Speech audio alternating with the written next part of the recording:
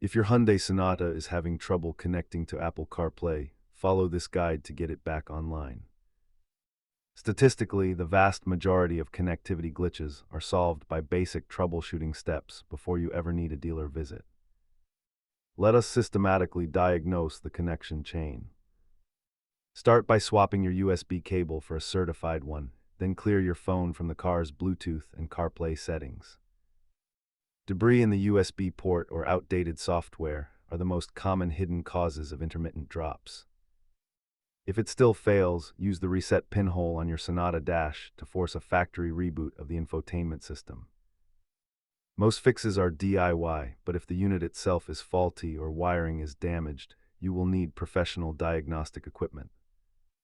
As you can see, hardware replacements are significantly more expensive than simple cable or software fixes. Always prioritize a software update from the official Hyundai portal before assuming your head unit hardware has failed. Keep a high-quality cable and a USB drive ready. These two items solve the vast majority of connectivity problems. Remember, intermittent connections are often just failing wires signaling their end of life.